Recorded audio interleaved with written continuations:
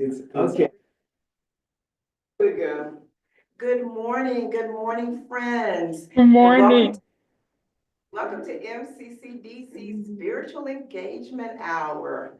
My name is Joanne Luty. I'm a minister intern here, and I bring you greetings on behalf of our senior pastor, Reverend Dwayne Johnson, and our associate pastor, Reverend Kathy Alexander. They will both love to hear from you.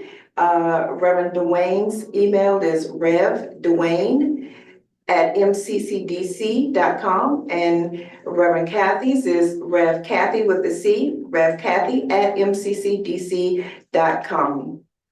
And so, would you join me in a brief word of prayer? Heavenly Parent, I thank you. I thank you for this time of engagement and conversation today. I ask that it be blessed and that it be fruitful and all be to your glory. And in your many names we pray, amen. Amen. Amen. Watching us here on site, or if you are online, or if you watch us later on demand, we're just so glad that you're here with us today. And so today we are going to talk about the work of Christmas. And the work of Christmas is a poem from the book, The Mood of Christmas. And it was written by Howard Thurman. Dr. Howard Thurman is a theologian, philosopher, mystic, an educator, and author, civil rights leader. Dr. Thurman was the leader of many social justice movements in the 20th century, and he also was a mentor to Dr. Martin Luther King Jr. and many others. He served as the first dean of Howard University's Rankin Chapel here in Washington, D.C., and he also served as the first African American to serve as the dean of a chapel of a majority white university or college in the United States. And this was at Boston University's Marsh Chapel. And so in 1944, Dr. Thurman co-founded the Church for the Fellowship of All Peoples in San Francisco. And this was the first major interdenominational church in the United States. And he is the author of many, many books, including Jesus and the Disinherited. So just a little background about Dr. Thurman. And so I'll take a minute to read what we're going to engage today. The work of Christmas. When the song of the angels is stilled, when the star in the sky is gone, when the kings and princes are home, when the shepherds are back with their flock, the work of Christmas begins. To find the lost, to heal the broken, to feed the hungry, to release the prisoner, to rebuild the nations, to bring peace among brothers, to make music in the heart. And so to get us started, in the work of Christmas, Dr. Thurman speaks about the work that is not just for the Christmas season, it's the work of every single day, day in and day out. And we're called to continue to work to lifting up of those who have been marginalized and forgotten. And as he speaks of, to find the lost, to heal the broken, to feed the hungry, release the prisoner, rebuild the nations, bring peace, and make music in the heart. We're called to do the good that is yours to do. And so I wanted to know what images or words come to mind after reading or hearing the reading of the work of Christmas.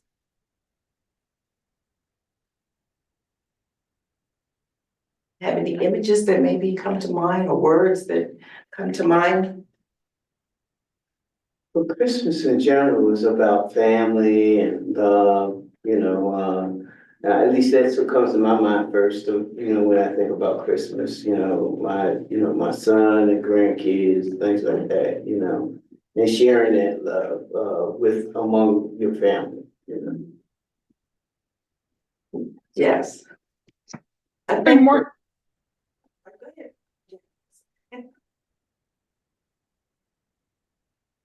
Please go right ahead. You were getting ready to say something. Oh, no, I thought you were getting ready to go. You can go. Okay. Good morning, everybody. It's good to see you. I kind of think of myself as a Howard Thurman fan, and when I clicked on the link, I had never seen that before, the work of Christmas. So when I read it, I was like, oh, he's got his finger in every pie. This is it was a nice surprise. And one of the things I like about our spiritual engagement hour is that it makes me think about things differently. So even though you asked the question, I'm still a little awestruck. And I know when you all are meeting in the chapel, especially where Dale has the camera today, the ancestors, like all the ashes, are very prominent. So the work of Christmas is maybe this idea of continuity, like legacy and birth and death, and just how it's just a cycle and a season. And I like the poem a lot. He often writes, for those of you that are new to who Howard Thurman is, he came to me late in my life, but he often talks about spaces where people need to meditate and do things differently. So the idea that he would write this poem, and he's not talking about, Jesus or Santa Claus or any of those things. He's kind of inviting us to think about Christmas in a different way. So I may have more to say later, and but I love the poem, and I love the way that you read the poem, and I want to welcome you. I'm so glad that we have a intern that likes to engage in spiritual engagement. So I appreciate that you show up and you're leading today, so other people can go do what they need to do. Thank you. I appreciate that very much. And I had heard this poem on the radio many years ago. There was a church in the area, I believe it was in Northern Virginia, and the pastor would do a spot, would be on the radio, and he would read this, and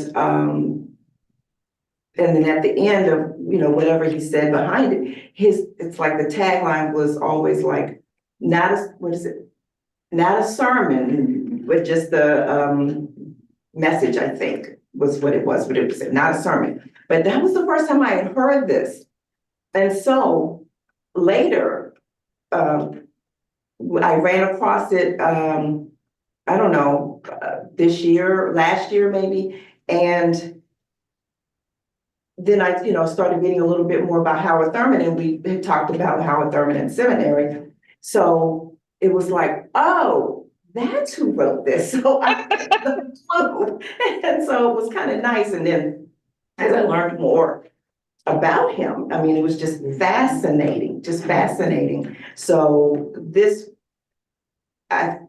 poem, I think, really resonated with me. And it really, I think, speaks of,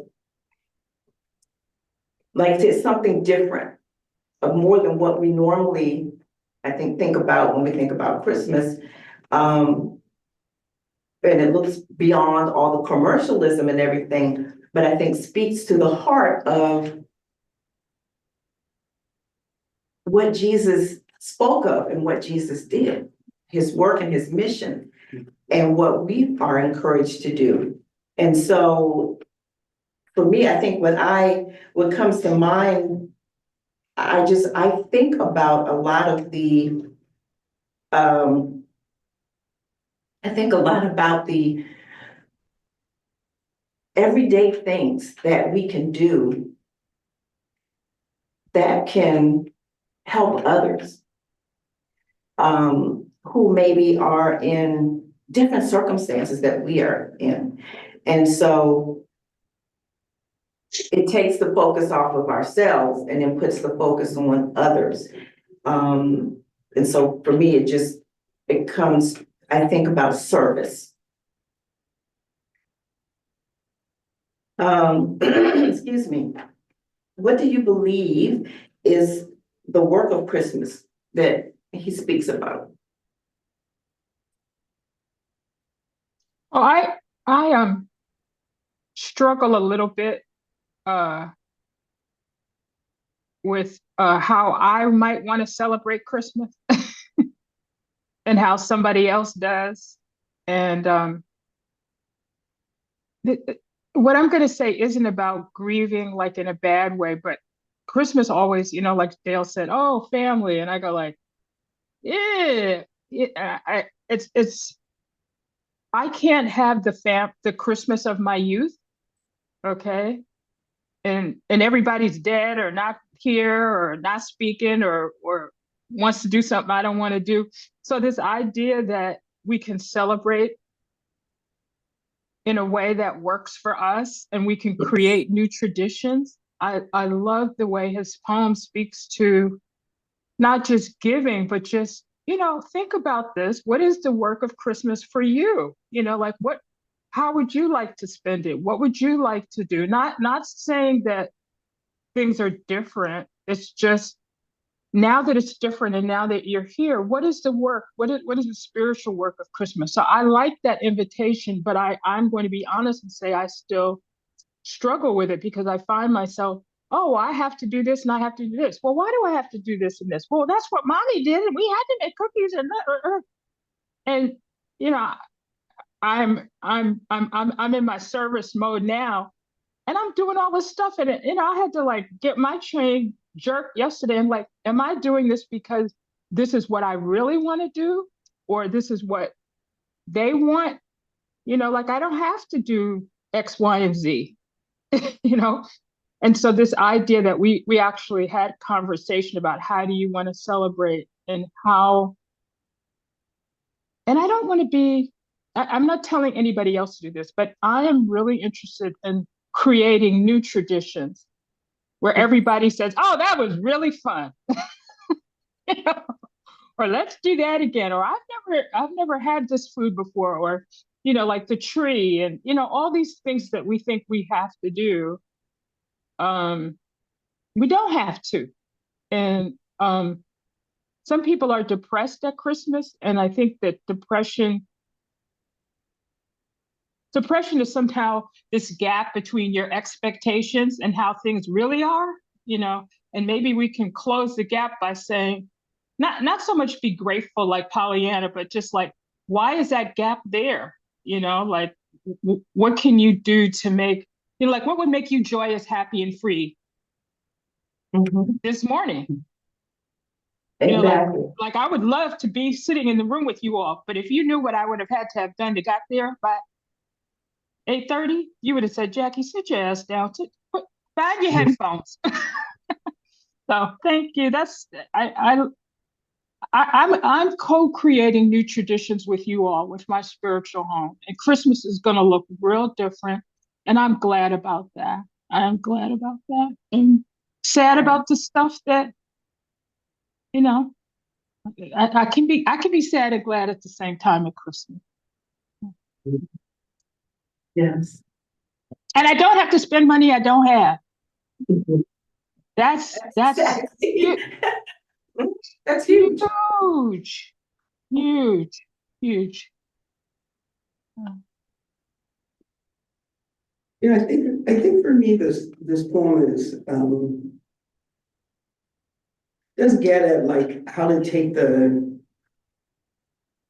some of the quote big experiences when those experiences are not feeling so big anymore, how to take the meaning from them or some aspect of them with me.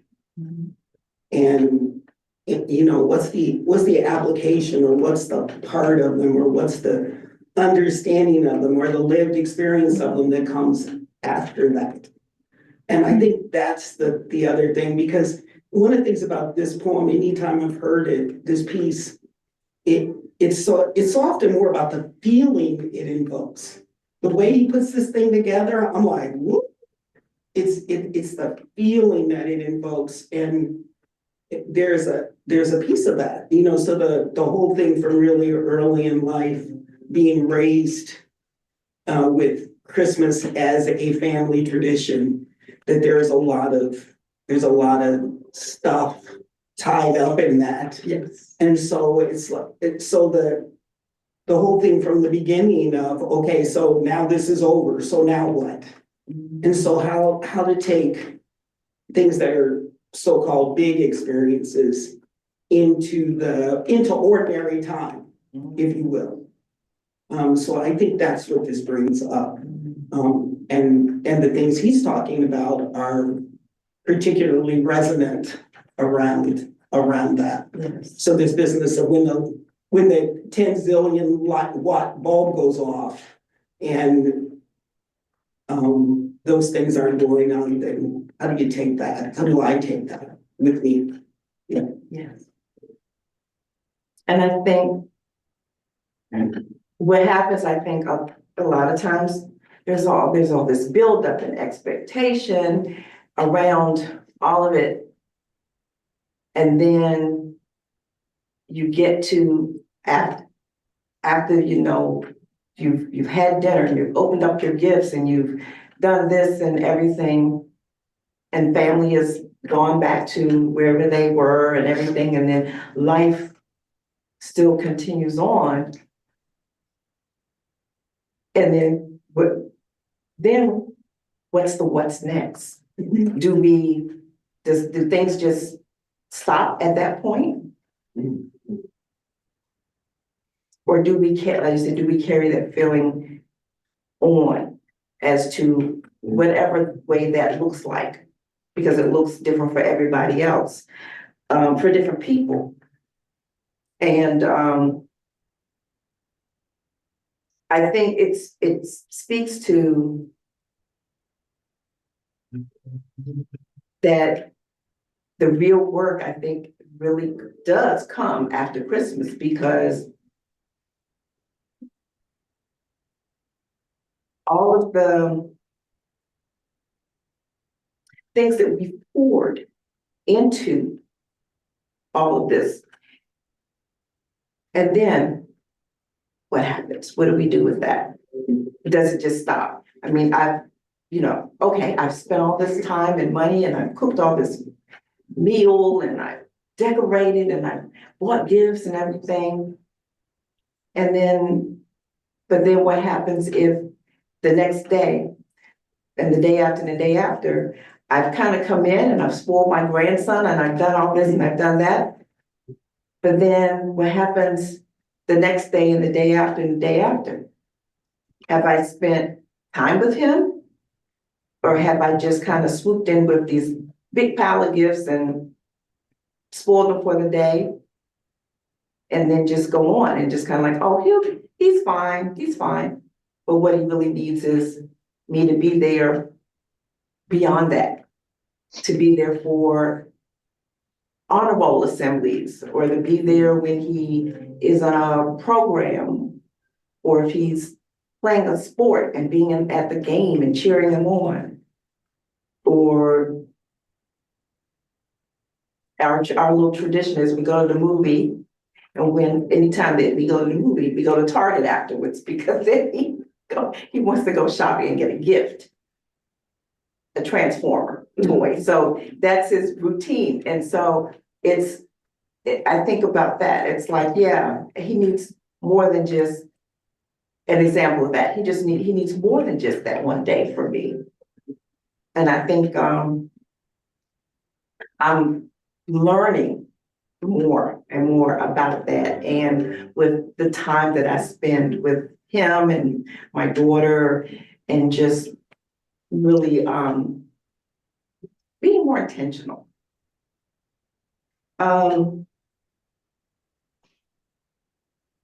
When I look at the poem, the part that strikes me, it says, the work of Christmas begins to find the lost, to heal the broken, to feed the hungry, to release the prisoners, to rebuild the nation, to bring peace among brothers, to make music in the heart. Those are simple things that you don't find in the store. Right, That is just given yes, because you care. yes, And it can be given to any one of Yes. those folks, yes. whether they're family, whether they're somebody who's just passing on the street, you know, even a simple smile Right, is a giving of joy in that respect. So Christmas is a season where you remember those things, but you need to employ them throughout the year. exactly, exactly. Yeah, and I think also what's coming up for me, and I think it's related to what you're saying. I was thinking about also about time spent with your grandson. You know, what kept coming to mind for me is the word sacred. So what gets carried is sacred. And I was connecting that to I was thinking about angels because I'm working with the liturgy a lot, you know, and angels and singing and, you know, this narrative about these huge experiences and thinking about, carrying experiences beyond that and what it means to carry things as sacred. And I was thinking about prayer and I was thinking about practice, if you will, that then supports taking those things with me. And then they also get to evolve. So I'm thinking about, you know, relationship. And yeah, so I keep thinking about that, what's sacred about that. If indeed a person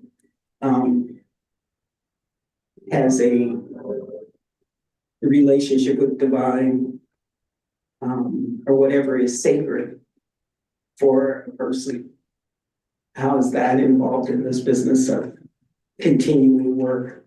Yeah, Yeah, from a day or an event. And events are great, and days are great, and moments are great. And then what is that? Yeah. yes. I love that. I love that. I like this idea that sacred being the way I'm hearing sacred is something that brings you closer to the divine, makes you feel peaceful.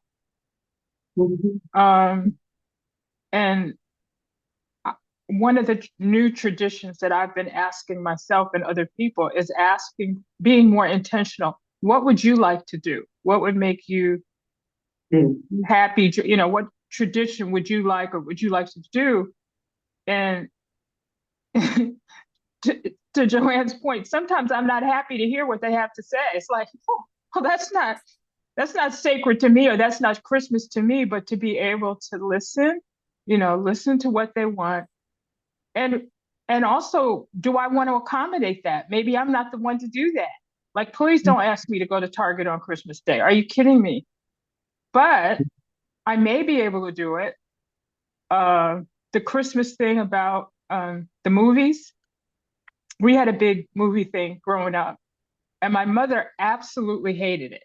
You know, like, I cooked all this food, we've done all this, and now we're going to the movies. And in New York, a lot of people go to the movies and you go to Chinese food. So your family has fixed all this food. There's enough food for a small country.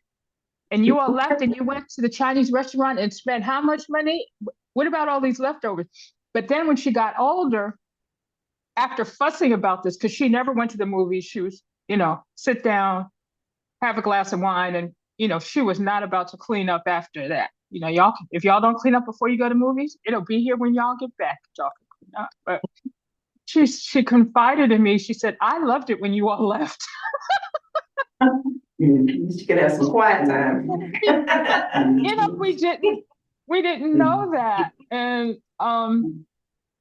the idea of work of Christmas, what if we were to be intentional and say, what would be sacred? What would you like to do? And in doing that, I've learned I'm going to leave out family, but even from friends, maybe they'd like to be alone, or maybe they don't want to celebrate. Or my daughter bought this beautiful, she's away, and I'm happy for her. She felt really guilty about leaving.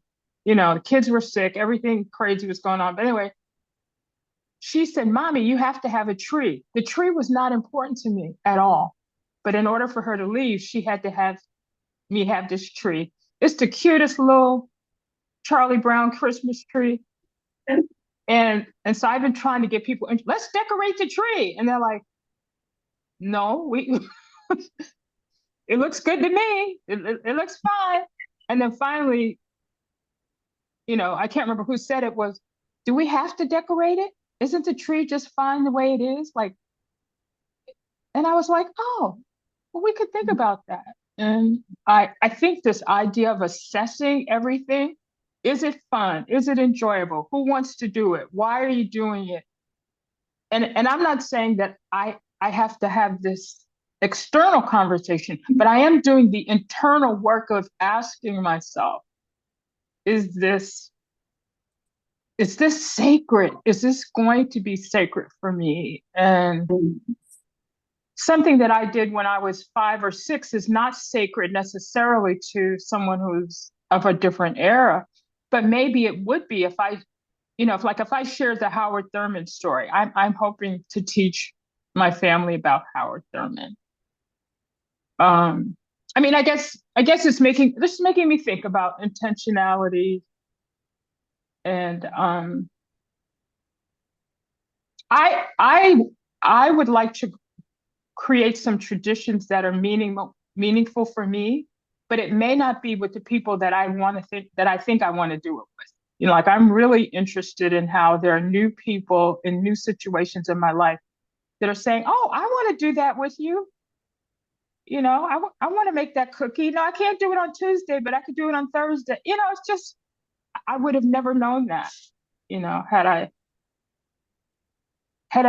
been not as intentional about that. And the other thing I wanted to say, because I actually wrote a note down, my mother really did teach us a lot about service. I mean, a lot. The focus was, who can we give to? Who's alone? I think I took that for granted. And then later, when I had kids of my own and family of my own, we had a rule that we were not going to spend money on Christmas, that we would only accept gifts that had been made, either experience or you had to make the gift, you know. And I didn't realize how important that was. And I can see the difference in all of us having made that rule. And I have friends that spend thousands of dollars on Christmas. You give your husband a car? Really? It's not just the money, but it's just, why would you put that expectation? You know, to me, I didn't understand it. For them, it was important, but I like the intentionality of the work and service. Makes me very, very happy. Very happy. And as you were saying, it's like, what brings you joy? And those things that I believe bring us joy is sacred. Mhm. Is very much so. And it was something you said, Jackie, and now I'm blanking and I'm like, I can't remember what you said. And I was thinking, oh, I've got to say something about that minute, but out of my head. So I'll have to wait for it to come back. But No problem. But I agree with her when she said about the traditions, and I thought about it. I enjoy putting up my little tree, and it's always been my tradition to do it right after Thanksgiving. And so, and my wife, I've noticed over the years, this year we had packages, gifts all over the sofa. She was ready to put them on the tree before I even got the tree up. But, you know, she really does enjoy having the tree up, and so do I. You know, so that's a tradition we keep because we enjoy it. Now, I like putting lights on the outside of the house, but I'm not getting up on the ladders and all that. So my compromise is, you know, those spotlight things. Yeah. I got 4 of those in front of the house, I call it a day. I got lights on my house. It works. So I had a tradition to have lights on my house without the work of putting lights on my house. Yeah. And I don't know if you all had an open conversation or it just took a while to realize that. And that's what I'm experiencing now, like not making assumptions and having the conversations. I'm gonna say it's very awkward. And even like the day of Christmas, what are you gonna do? Who are you gonna spend it with? You know, are you gonna fly there? No, I don't want to. I feel like such a grown up because I'm having those conversations with people. No, I don't want to get on a plane and come see you and fly 5 hours. Sorry. Well, I'll buy you a ticket. I don't care if you buy me a ticket. I, I this is the work of Christmas. And I love you. It, so I love the introduction. Thank you. Thank you. Sacred. What would give you joy? And I know when I asked my grandson, who would you like to give a gift to? Who do you think would really need a gift? What would you like to give? He yelled at me. He said, Grandma, you asked me too many damn questions. He didn't say that, but he gave me the look like that. But a day or two later, he said, you know what? That's a really good question. I need some time to think about it. Can I? That, I most 14, 15-year-olds, they barely speaking to you anyway. But the fact that he actually, let me get back to you on that. No. So, thank you. Sacred. I like sacred. Yes. I like sacred. And I thought about, for me, how would I continue the work of Christmas? What would it look like for me? And how do I determine it? What the work that is mine to do? Because what my work is not the work for Dr. Carla, it's not the work for Dale, it's not the work for Jackie, it's different for everybody. But I think for me, what I would like to do, I think, Do I need to drive you? is what I'd like to do is to be able to figure out ways where I can bring some of that joy to other people. I thought about, okay, well, like when my mother was alive, she was in assisted living. And so, but there were, a lot of people who, you didn't really see their family, or they didn't have any family really.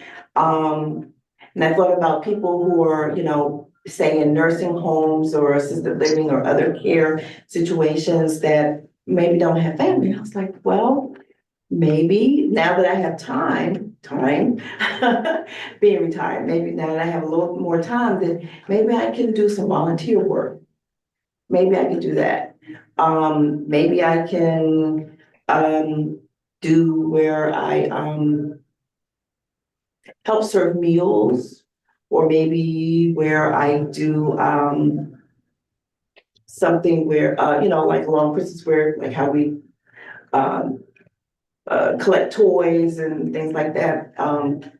Just little things that make a difference. But what can I do? What would it look like for me? How can I bring some joy? Because I think I take a lot of things for granted. And so, but I think now that as I get older, I think about these type of things, and I look at other people and, maybe their situations and like, well, if the shoe's on the other foot, what would I want? What would I want? Well, how would I want someone to be there for me, show up for me? So I think being present, for me, I think is a way to be able to carry on the work beyond Christmas. How do you determine it? I think the way you determine it is you just have to be observant. I think you have to just kind of be aware and try to be attuned to things. And sometimes things I think kind of just maybe come to you. It's not by accident, but I think that spirit that brings it to you. But I think with prayer and being open to possibilities, I think is maybe a way to determine it. I mean, how do you all think would you a way that you would use to determine what it would look like for you? I think it's an Versus ongoing specifically. process. Mhm. It's still, Dr. Carla says many times, it's not static. It's let me get, not just let me get back to you, but it is constantly evolving. And in the process of asking these intentional, sacred questions, I said something, and my daughter said, "Well, you were never home at Christmas. You were busy." And I was like, just like a stab in my heart. But that wasn't what she meant. She was really describing, I think, something very beautiful, but it took me a minute. She said, "Ma, you always at work. Don't you know you were home for Thanksgiving, but Christmas, you always worked. And if you weren't at work, you were on call." And I was like, oh my God, her memory of things is very different than mine. But it was a sacred memory for her. She said, "Think of the babies you delivered on Christmas. Wasn't that cool?" And she was like, "Remember these stories?" Or sometimes they would come, to the hospital or where I was working, or, to visit me or bring me a plate. I had completely forgotten. I probably missed a whole lot of Christmases, but they weren't mad at me. But you know what I mean? It's just I'm having to relive some of those things. And then the other thing about giving people time, sometimes you have to give people time to say, well, how did that work for you? You got the PlayStation 57 and it was, we had to sell a cow to get it. And was it really all that you thought it was going to be? And then for them to say, well, I really wish I'd had $30 to do da da da da, or I really wish we had gone to that movie together. That, like you said, what is the work of Christmas is to be able to evaluate what it was like for you. And I know that people, I want to say this and protect confidentiality. I know that people are going through different things in their life. And I realize that a lot of people have a level of grief and sadness and loss that they're not willing to discuss. But the fact that you're willing to say to them, oh my goodness, this is really awkward for you, has been such a gift for me and for them to be able to acknowledge that, oh, you haven't talked to your dad in 6 months?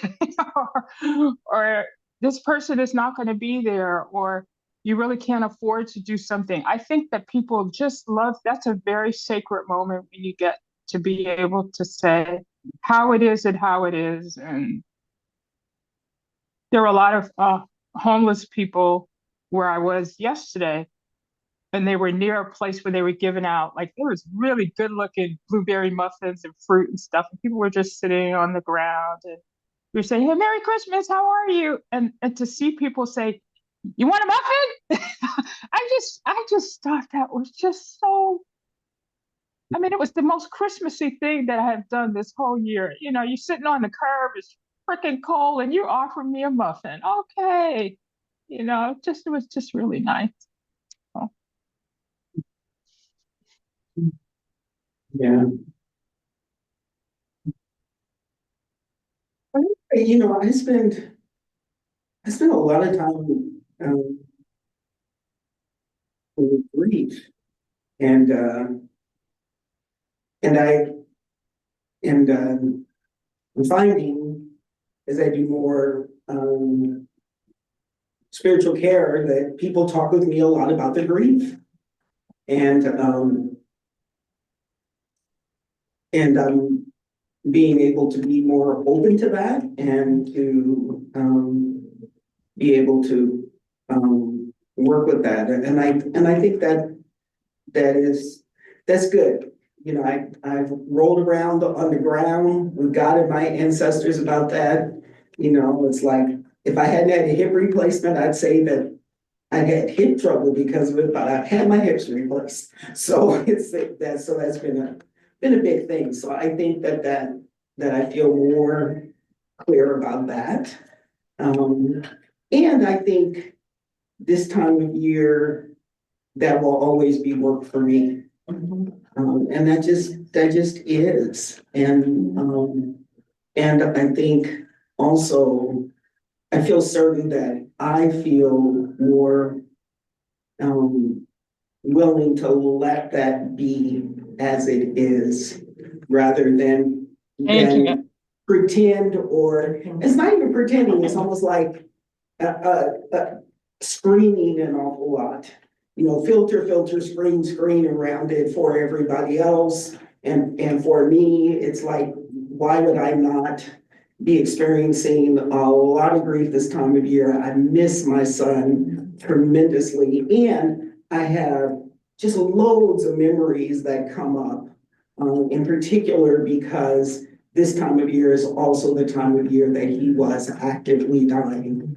And, you know, so all of that happening at the same time means that it is a very loaded up time of year. And so I increasingly am, you know, obviously it's not what I want. It is what I can be with. And there's some people who can be with me in that. And so the other thing is getting better at asking for people to be with me in that, and allowing that. So that's work, and then in that work I can, you know, support others. So that's yeah. And it's important. It's important for people to be able to say, you know, I'm experiencing grief this time of year. It's remarkable the pressure not to. The pressure is tectonic this time of year. It is like amazing. So that's what I'm aware of. Yeah. I need a damn t-shirt. I need a t-shirt. And that just goes, no, just no. Ask me why I have a no on my t-shirt. And I have some yeses too, but it's amazing this time of year. So yeah. And while it's a joyful time of year, people need to be respectful to allow people to grieve. You know, I think of Anita, because her mom had died about 2 years ago, but they started a new tradition that her and her siblings, that they include me in, we have a dinner to remember them. And it's no more than the siblings, no big family gathering, just the 6 siblings that console each other in their missing mom. They were blessed to have their mom 96 years. Wow. Wow. I was blessed to know her and listen to her stories, some of which they may have heard, and some of which they may remember or not remember. But that's a lot of living. And so I miss her. So I don't know that I grieve in that sense for the words, but I was happy that she was no longer in pain at the same time. So there's a joy that the pain is gone. and she's on the other side with God. There's a missing of, wow, I really wanted to tell you this today. And so when I'm gonna tell her something, I just say it now. Cause I feel like, you listen, you out there, you looking me up. So that's my view of it now. Well, my excitement in listening to you all is that we all are changing how we do things and even grieving. And my sweetie invited me to grieve differently. I invited her to grieve differently. And one of the things she suggested to me, she has way more people kick the bucket than I have, but is how are you honoring that person's memory? Why? What an exciting thing. Not just to talk about the funeral or what they did or, just how horrible it was and you're wrenching your clothes and clutching your pearls, but like what are you doing to honor the memory of that person? Whatever that memory is, good or bad, let's leave that out. And so with that invitation, again, that intentionality about that. And I know we're getting close to the end, but the short version of the story is that my mother was a person who loved to garden. We lived in the city, but she had beautiful plants, and people would come to the house saying, "Oh my God, how'd you do that?" And she taught kindergarten, and there were plants, and people just thought it was amazing. Well, my mother didn't think it was amazing. She just thought that's what we do. Well, she raised African violets, and this year I propagated myself and raised my first and only African violet. It is the most spectacular thing you have ever seen. And I'm so proud of myself. And if anybody, wants to look on Facebook, I mean, I got this from a dead, dying leaf. I followed YouTubes, I read books, and this is how I honor my mother. This is like, Ma! I grew, like I said, like Dale said, I talked to her, I grew this thing, and it has been so healing, but it is a level of grief that I can't even describe. The depth, but it's fun and joyous, and I have a new skill. It's co-creating, and I have a special light, but I mean the product of that,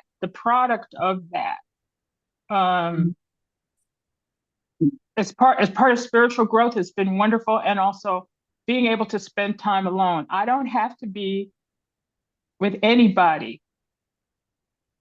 I really am okay being alone on Christmas or whatever holiday, because that's what I need to do. But I just wanted to tell my African violet story. And I know she's wherever she is, heaven, hell, whatever, she's just saying, my girl is all right. She didn't think I was dumb, but she just thought, like, it's not that hard. You can knit, you can make this flower, but this flower is a testament to my mother. Thank you, Ma. If you haven't seen the African violet, I'll click on it. It's amazing. We'll have to check it out so we can see what she looks like. I bet she's beautiful. Yeah. Well, I know that we are at time, and I'm sad to see our time together come to a close, but we will be together again next Sunday for another time of engagement. And so I want to thank you all for being present, for sharing your stories, for talking about what the work of Christmas looks like for you now and what it looks like in the future, and just being willing to share and be transparent and have a little bit of vulnerability about it. And so I'm just honored to be able to have had this time with you all. And so as we go forward, may we always remember that the work of Christmas is not just for one day, but it's for every day. And that's where the sacredness, the joy, what brings you joy, and whatever way that looks, comes from. And may we always remember how we can be present